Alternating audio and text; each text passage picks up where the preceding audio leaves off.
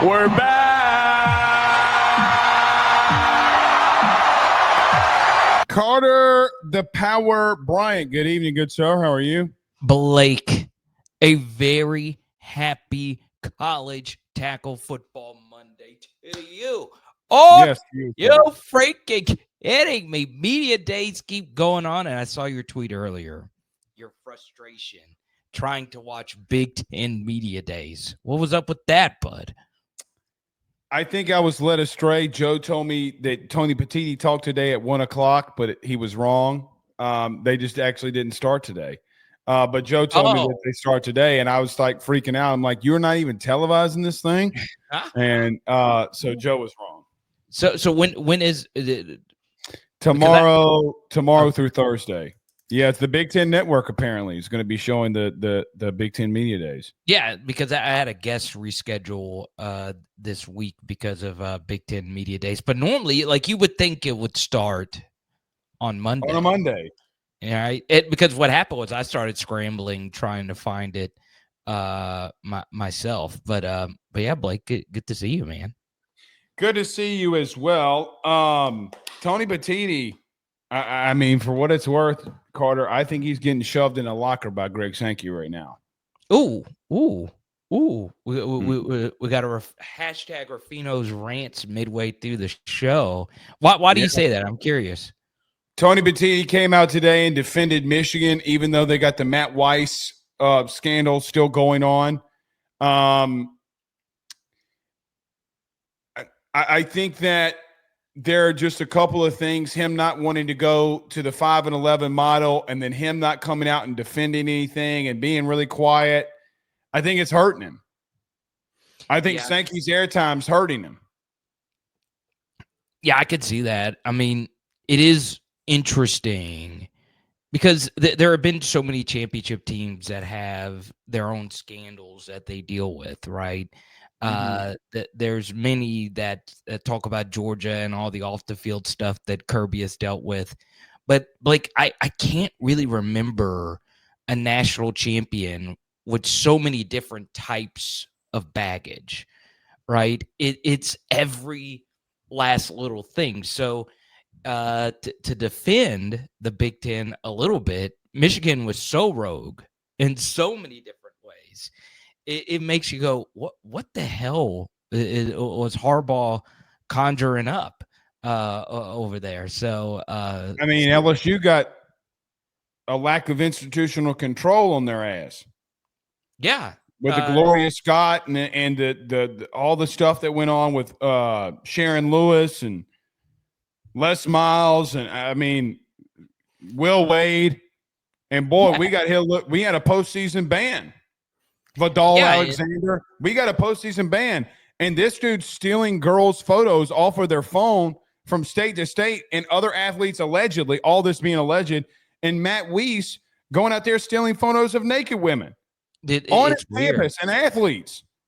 It's weird. Like, it's main coaches, assistant coaches, personnel. I mean, it's literally and I'm not saying the SEC is holier than thou, but I guess a lot of Michigan fans feel a little bit differently because Harbaugh was suspended during an actual season, and they feel like that's like enough punishment. Well, that's another thing Tony Petitti did. He suspended him while Harbaugh was in flight. He didn't have the balls to tell him to his face. It's weird. It's a weird thing. I will also say, Blake, I was in Oxford this weekend actually for a wedding for a bunch of Memphis grads.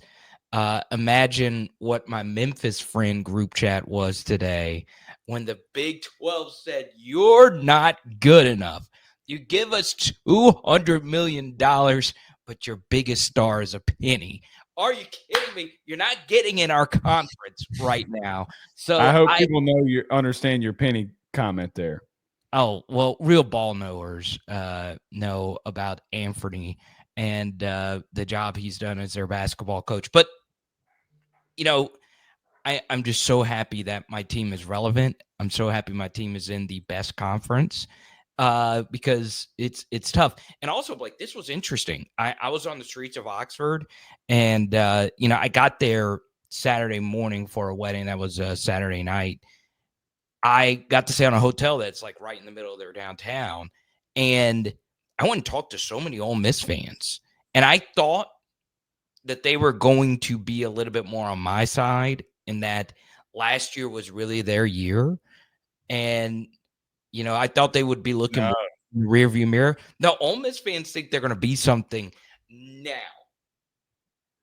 Have you noticed the same thing? Ole Miss, Yeah, I do a national podcast and we talk about him. They think Austin Simmons is better than Jackson Dart.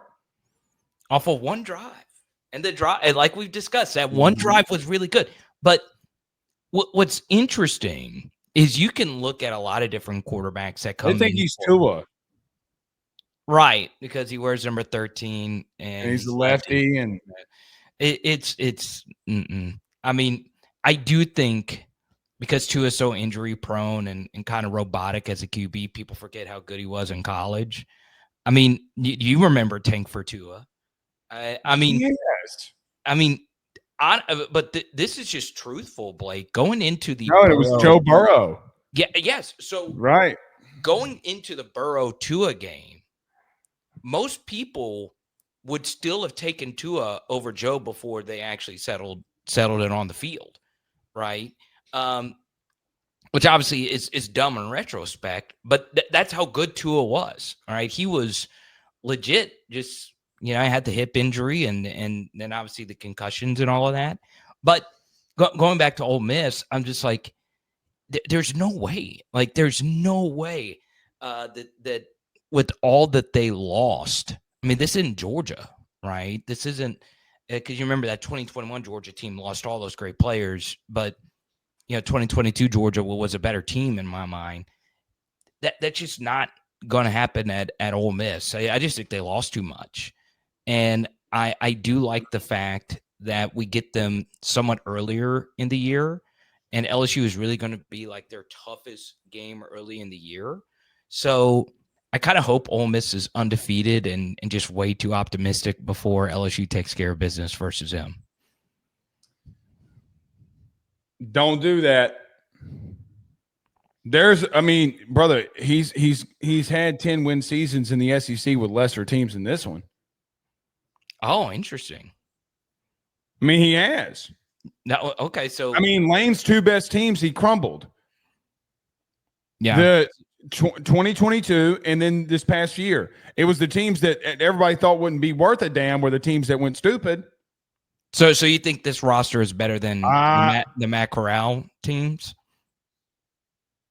I'm not. That was an 11-win team, Carter. No, it wasn't. he won 10 games and went to a Sugar Bowl with Matt Corral. And in year 2 with Jackson Dart, he went to a Peach Bowl against Penn State. And then maybe Peach Bowl, maybe it was Orange Bowl. And they beat them and got to 11 wins. Brother, he got to 10 wins last year. When are they not going to have a 10-win season at Ole Miss? If that happens, at some point, you might be one of the teams they clip. Because the reason they got to that number last year was because they clipped Georgia and not you.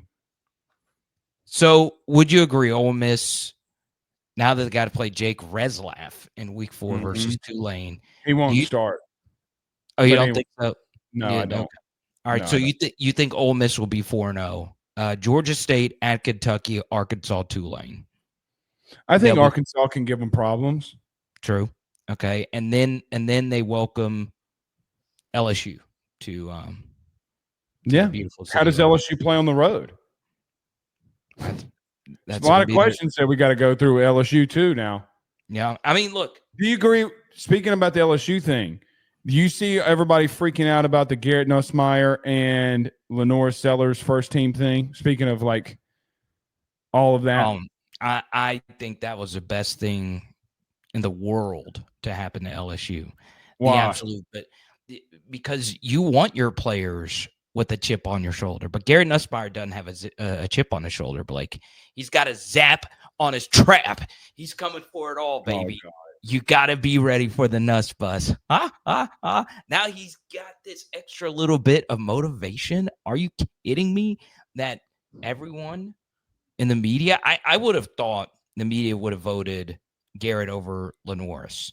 Me And too. I yeah, agree. and you look at their seasons, they were equally good, right? You can Mhm. make I can make a strong case that Sellers' game versus Clemson was like the best of the two of them, but you can also say Garrett's game versus Yeah, Ole North Miss. game versus us.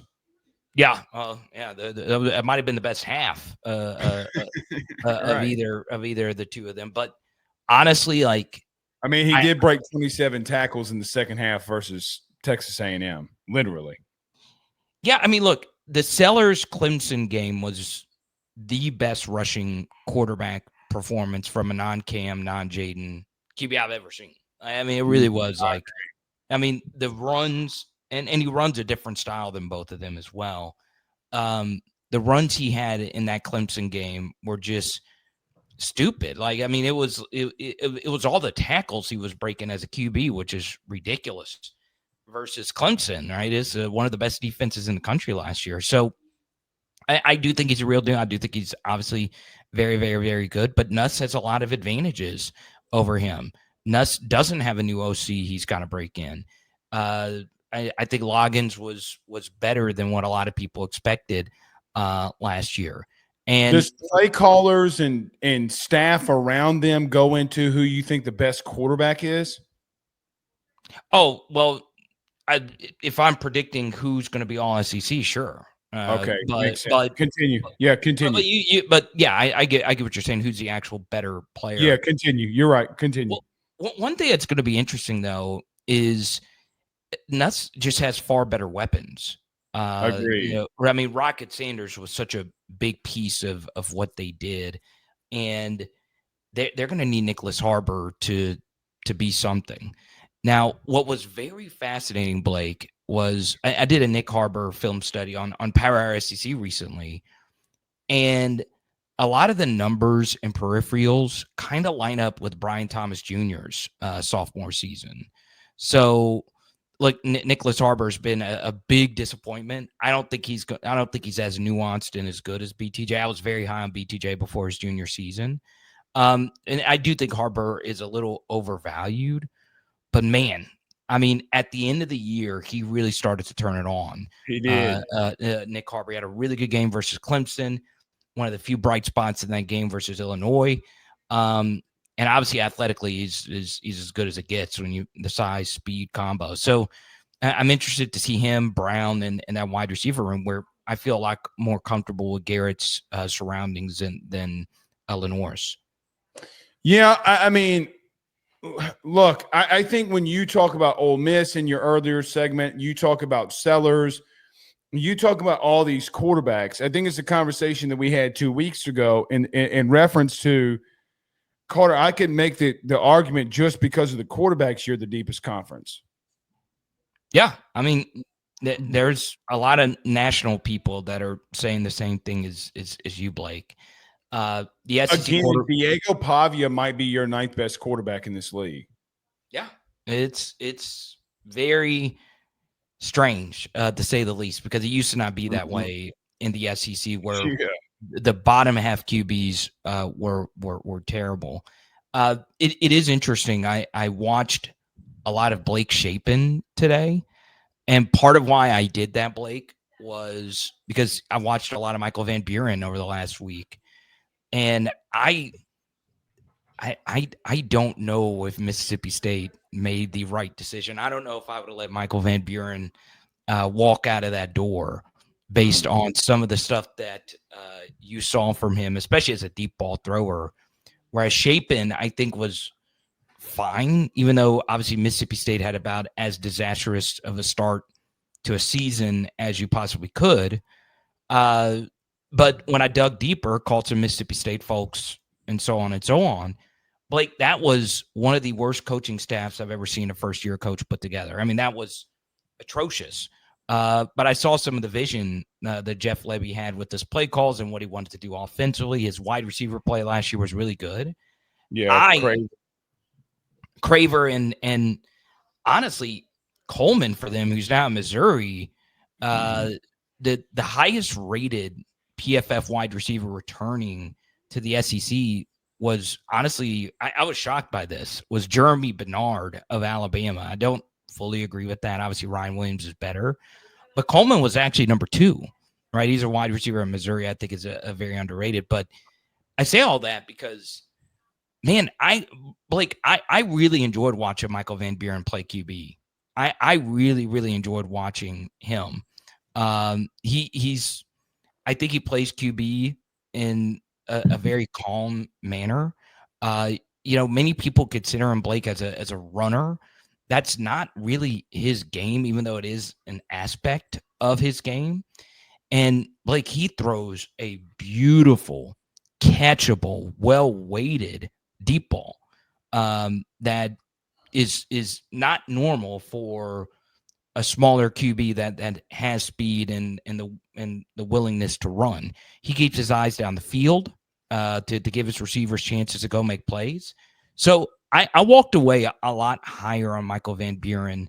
And obviously, this is Nuss's team. I'm not saying that at all. But I don't know. How do you feel about that? I walked away a lot more impressed than I initially thought when I dug deep this past week. Yeah, I mean, I don't know if I agree with Blake Shapen. I do think that there are some quarterbacks in the league on other teams that are better at the end of the SEC list. Like I think Michael Van Buren's better than Zach Calzada. Yeah, right. So I maybe you're right. Maybe, I think the Michael Van Buren thing wasn't about them really keeping Shapen. I think they were trying to go after Jackson Arnold and missed. Yeah. So, when you miss there and you tell Michael Van Buren you're moving on and Blake Shapen's just like, hey, what's up? And you're like, nothing. We didn't do anything. I guess we'll see. I mean, like, Carter, I think when you look at every SEC media days, more than normal, a lot of coaches have playoff expectations. Now, a lot of them came in together, right? Like Brian Kelly, Hugh Freeze, Mike Elko, all these different coaches came in. Kalen DeBoer, like all of them said the same thing. Like, hey, man, we got playoff expectations. I think it's based off of their quarterback play. But, look, regardless of all of that, for LSU's sake, Carter, I mean, they're not even Brian Kelly and them didn't even talk about the SEC at SEC Media Days. They talked about going 1-0. And they put so much emphasis into going 1-0 against Clemson that if you don't go 1-0, you could lose the team. Like, hey, man, if you're putting 1-0 and the Clemson logo all over the locker room all summer, I mean, you're building the game up, and you better go in there and win it, if I'm being real with you. Like, you can't have the national championship comments. You can't have the playoff comments. You can't say we're putting 1-0 all over the building and put Clemson in there. And, look, I think Brian Kelly overachieved in some situations through 3 years with Jane Daniels, Malik, and everybody. But there also comes a situation where, Carter, the only thing that LSU's got to worry about is going 1-0 because that might be the best team they play in the regular season. Oh, I think it is. And I will also say this, Blake. This is the first true mercenary LSU team, right? Like, 2022 was very mercenary. Right, but you had a lot of guys that did transfer in on that team that was from Louisiana and dreamed of playing for Louisiana, where a lot of these guys were pursued by almost everyone. Their offer sheet was crazy, and they chose LSU. It is a little bit easier to jump off the ship, if you ask me. If you lose that first game, I don't think that will happen, especially if it's a close loss. But Blake, I just think Clemson is the real deal this year. I know I'm a little bit higher on them than you, but I do think if they played this game 100 times, Clemson wins 60, LSU wins 40, and that's a chance you'll take, especially on the road. So I'm getting more and more excited by the day to see what this looks like. But I also understand. So if you had to pick today, you're picking Clemson? Yeah. I've been pretty consistent with that. And in the past, I picked LSU over Florida State, and my fandom kind of sunk in when I thought that I was on the show telling you that Florida State team was excellent, and they went undefeated, right? And got shut out of the playoff wrongly. But I think this Clemson team is not quite as good as that team, but I do think they are very, very, very good. What do you like about them the most? What gets you there for them? Will help, honestly, their transfer in from Purdue. You know, so much has been made about the other two defensive linemen, and they are their best players. So Brian Kelly's been coaching too long to know, hey, I'm not going to let their two best players beat us. So that's going to open up opportunities for other defensive linemen for Clemson to step up, and I think that guy could be the difference.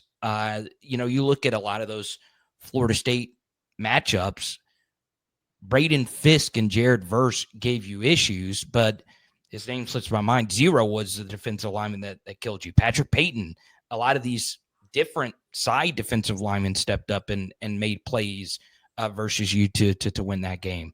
I also just love their wide receiver room. They got 3 legitimate future pros, and they're young. They're exciting. Wesco's a little bit better than I initially thought because his Texas game was tough. I watched more of him. I was like, okay, this guy really is good. And obviously they have an experienced offensive line, a play caller who's back, and who everyone has as a top 5 quarterback in all college football, Cade Klubnik, back on their team. So, you know, I do think this team is very, very, very good. That is not a knock on LSU. That's not a knock really on anyone. If LSU wins this game, it will be, to me, the most impressive season opening victory maybe since 2011 when you beat down that very good Oregon team. So we'll see what happens. Yeah, it's going to be interesting, man. I mean, the things that plague Clemson at the current moment would be, I mean, Carter and all their losses, they got dominated in the running game. Now but you can't run the ball. So, I mean, something's going to give there. And you know, Caden Durham just Jaden Blue just tore them up. Obviously, that final run was just the nail in their coffin. Yeah, speed killed them. And I think Caden Durham is very similar to Jaden Blue, who got drafted by the Cowboys. Very good player for the Longhorns. I just think Caden Durham is, to me, the most underrated elite player in this matchup on both of these teams. Because you look at the speed, you look at some of these advanced analytics. You know, I play a lot of fantasy football, Blake. I know you don't play as much, but these dynasty football nerds have these stats, and they're very predictive. True yards per route run, Caden Durham, one of the best marks of a true freshman running back ever. And the reason why those stats are important is they're very analytical, they're very predictive, and in particular, as a freshman, it's harder to pull off things because you're young, right? And Caden Durham did this as a smaller true freshman, where we know size and thickness really matters at the running back position. So if he is fully healthy and ready to go, I think Caden Durham is about to have an absolutely massive season. And the thing I really like about him, Blake, is that he is a complete back. Obviously, the pass protection will need to get better, but catching the football out of the backfield is what he's really good at. And that, you know, at Duncanville, it was hand him the football and let him do his thing. He showed a complete repertoire of ability last year when it comes to breaking tackles, creative runs, bouncing runs. You know, the Texas A&M reception out of the backfield early in that game broke a tackle and just put the gas on, just foot pedal to the floor.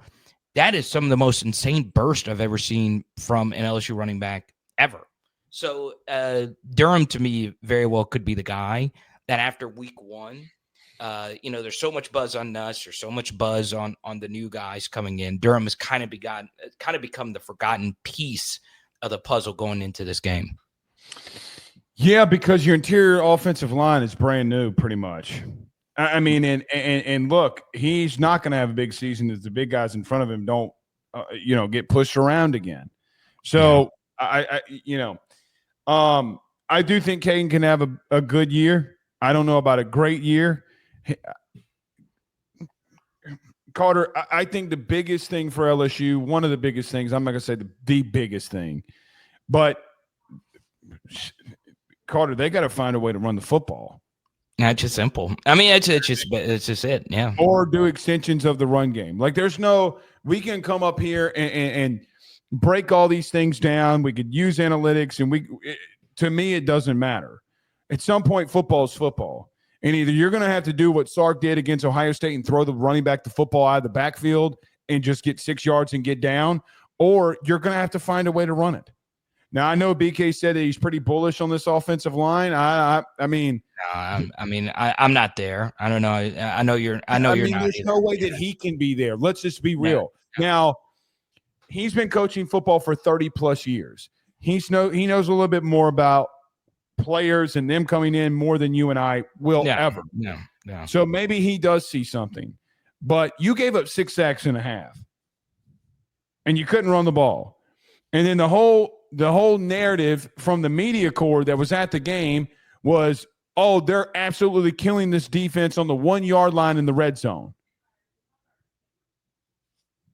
You got a yard to go. Right. Carter, they had a yard to go. And that's where a lot of this narrative started on, oh, man, they're absolutely electric offensively. They did not do electric stuff this spring. They can easily do that in the fall. I mean, Michael Turner was picking Nuss and MVB off multiple times in multiple practices. So let me ask you this, because throwing the football into the end zone was a bigger part of LSU's offense last year, which is not what you want, right? You want to run. No, you want to run the ball. Yeah, you want to be able to run the ball. Give me your honest thoughts on Juwan Johnson as a potential. Get that out of my face. Get it out of my face. So you don't want Juwan Johnson Wildcat packages to be a part of it? No.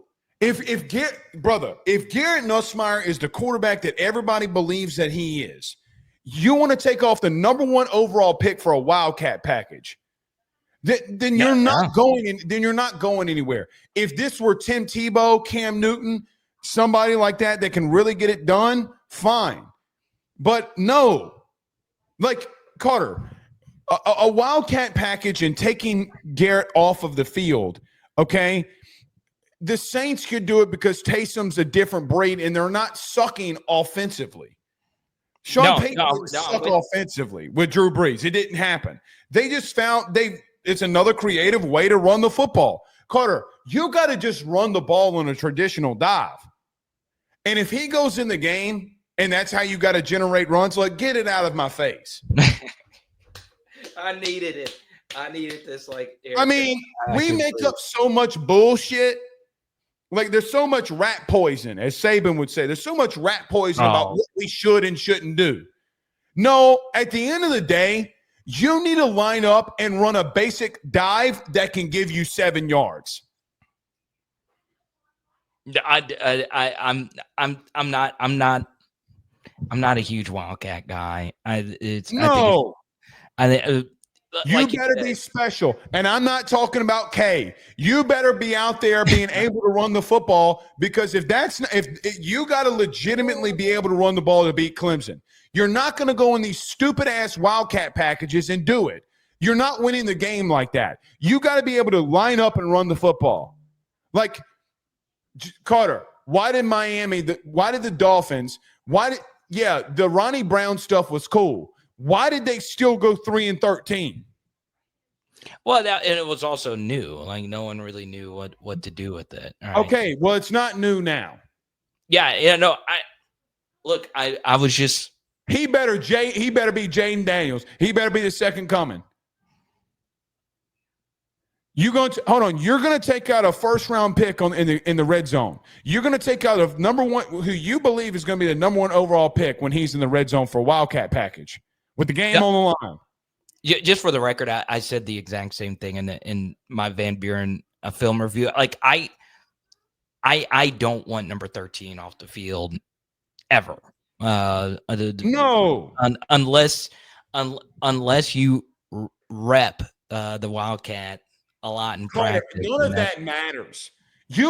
Can we talk about running the ball? You were 108th in the country last year in rushing. I can pull it up for everybody. You were 108. 108. But it was abysmal. It was abysmal. By the way, you had the number 1 offensive lineman in the country part of the draft. I think everybody was in consensus that LSU was the best offensive line going into to last year. And they weren't. And you know what? Here's the funny part about all this shit. You ready? Remember when everybody said that the best offensive line was not the 2019 LSU team? I don't need superstars to make my offensive line great. Oh, you think that was? It was by far not remotely close as a collective 5-unit. Actually, unit of 6 with Adrian McGee and Ed Ingram. Yes, it was. Carter, they went into fucking Tuscaloosa and pushed them son of bitches around. So they went into hold on one second. Let me finish. Hold on. Let me finish this. They went to Atlanta and put their tiger dick all over Georgia with all 5-star defensive linemen. I mean, whip that candy ass. 3 first-round picks. 3 first-round picks were on that Clemson defensive line in New Orleans, and they got that ass whooped.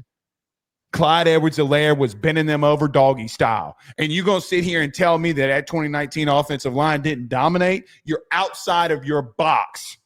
You're outside. No, you are outside of your box if you don't think that offensive line didn't snap necks and cash checks like it's the Catalina wine mixer.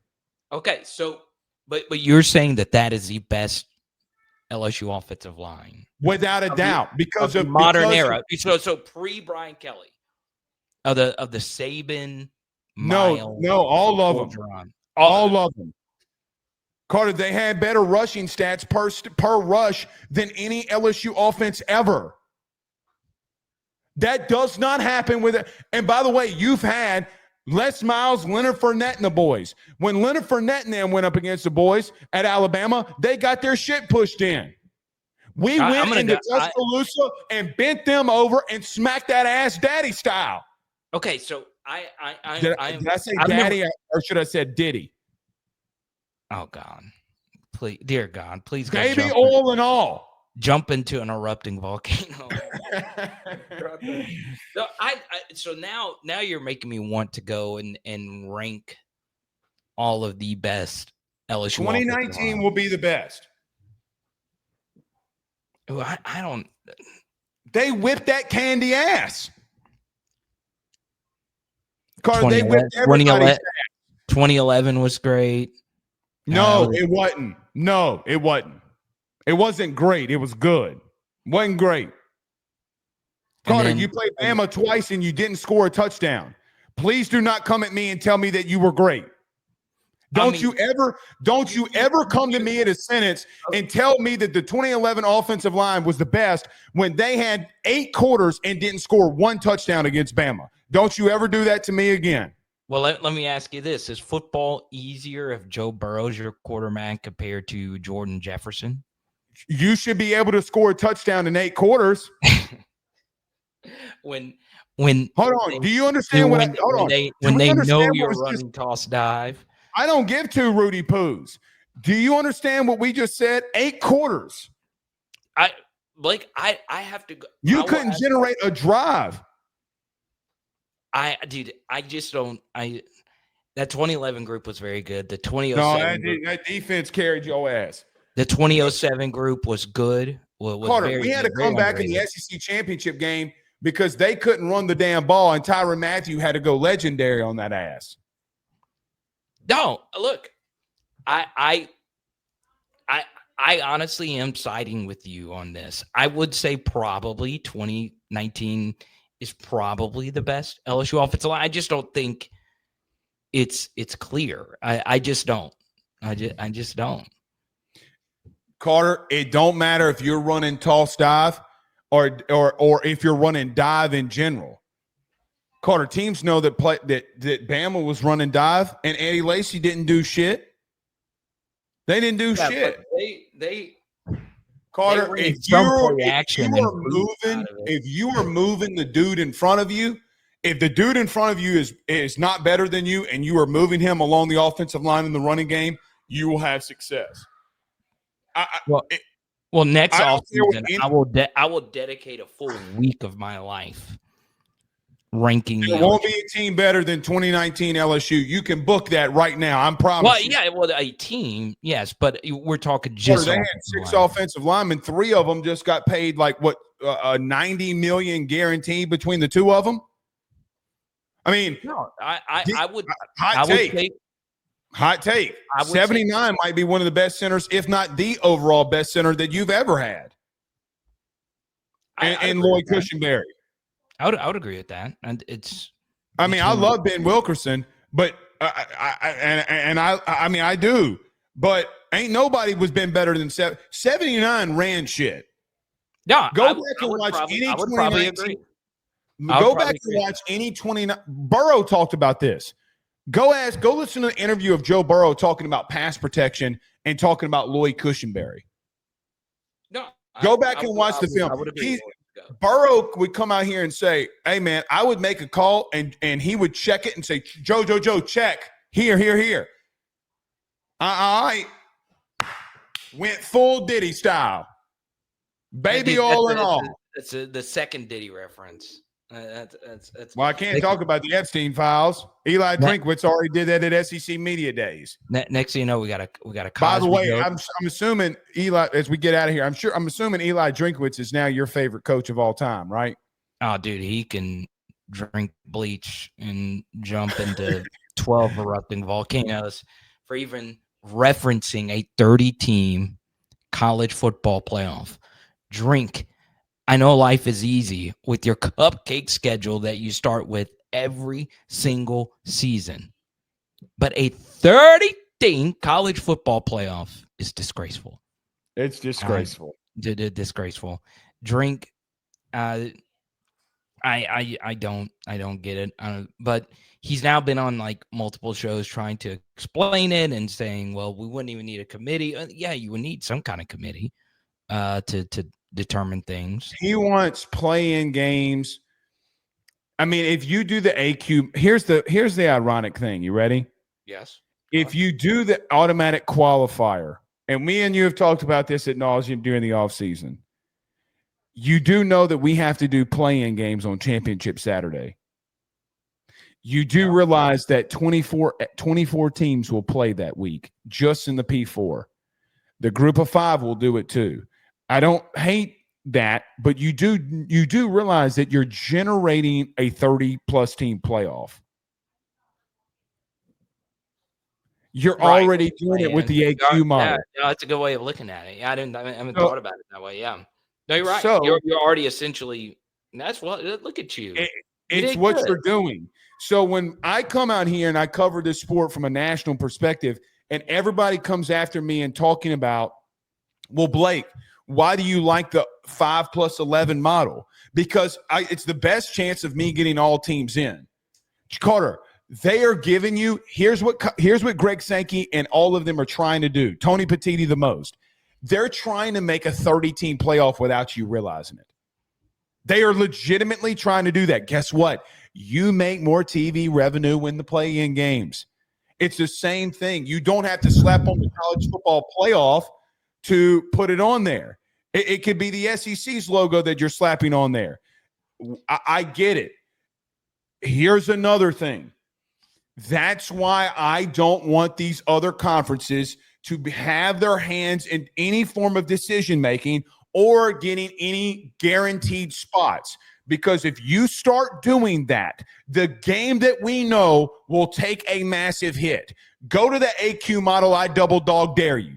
I double dog dare you. It will be a detriment to this sport. Yeah. Brother, please explain to me how the AQ playoff model is not a 30-team playoff. I'll wait. I'll also say this, Blake, if it's okay. Yes. This is probably one of the more mind-blowing things. I don't have the numbers in front of me, but the amount of money the playoff makes compared to all the other games, and that includes SEC championship into this, is absolutely astonishingly ridiculous. And the reason for that is casuals like neutral site, and they also like the word playoff. A lot of it is just branding. When you think of regular season, you think of regular game. When you think playoff, it's do or die. You're playing that game and your season is over if you don't win it. And it does, in essence, create more immediacy for those individual games, but it creates less immediacy for the regular season, which you and I and true college football diehards really want. But I remember this a few years ago. Some economists broke this down, but I also think it was just simple algebra. The 6 playoff games or whatever it was made more money than all 30 of the bowl games combined. Right. And it was something crazy like that. So, if you want to bring in the casuals who love playoffs and love the somewhat NFL lull in December, even though the NFL is now starting to dominate that with games being played on Saturdays now, they like that. They like playoff. They don't care about games being played in Columbia, South Carolina, or whatever. They like the Mercedes-Benz Atlanta corporate games where you could slap a Chick-fil-A sponsorship on it and everybody wins except the diehard fans. So I mean, we'll see. We'll see.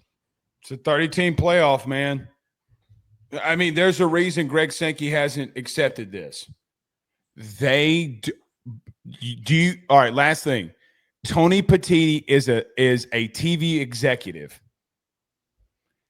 Do you not realize what he's trying to do for his buddies over at Big TV? He's trying to make them more money. And you go to this 30-team playoff, it's technically going to be a 24-team playoff, technically. But it's still not equaled the same.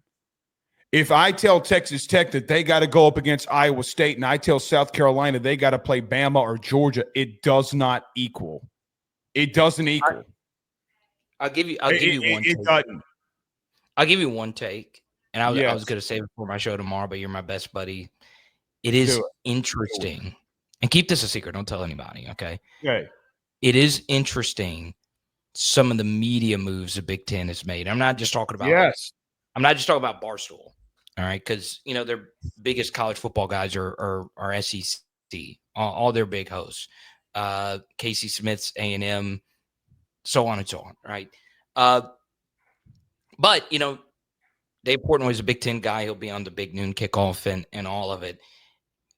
I've watched Big Noon Kickoff. Switching back and forth between. They put on a good show. I mean, it's not bad. I got to be honest. I barely watched them this year with Saban on College Game Day, dude. Oh, it's incredible. But Saban will kick all of their ass. I do find it interesting though that I've seen a few more national personalities, some with Fox Sports, but just in general, just kind of pushing out there. Hey, Big Joel Ten, Klatt's pushing for it. I love him to death. Josh Pate's pushing it. Colin Cowherd, obviously. Colin Cowherd's pushing it. It is very interesting. Yeah, I've just seen a lot of pro Big Ten propaganda, even before like the Barstool kind of merger, and it makes sense because a lot of those schools are in way bigger markets than Oxford, Mississippi, and so on and so on. So, and that's not a shot at Oxford. It's fine, whatever. But you do begin to see that, and if the Big Ten is better than the SEC, it does make it a more national sport. 100%. And listen to me, which is what they want. That's what they want. That why do you think the NFL is the NFL? All right. No. It's the biggest show in town in every single state outside of, where the Cardinals play, not the NFL Cardinals, the other one. People, because and St. Louis would still be an NFL city if they didn't have their hearts ripped out. So it is fascinating some of the Big Ten narratives you've seen out there. Again, I'll just say this. Greg Sankey's doing right by this, and if you do it, I mean, they're killing the sport, bro. I mean, look, we can have our debates about who the best teams are and aren't, okay? And I get it's not the best model, okay, for some who say, well, this team deserves to be in. I mean, what they're trying to do is beat the shit out of us over equality, and I'm just not here for it. All right. Oh, we're not going into that. No, we're not. I'm not. I know. Absolutely. I mean, Carter, again, you get to a situation where then you got Iowa State and BYU getting in the playoff over Bama, Ole Miss, and South Carolina over Illinois. That doesn't sit well with me. It really doesn't. It really doesn't. We will save that for next week. Yes. All right. See how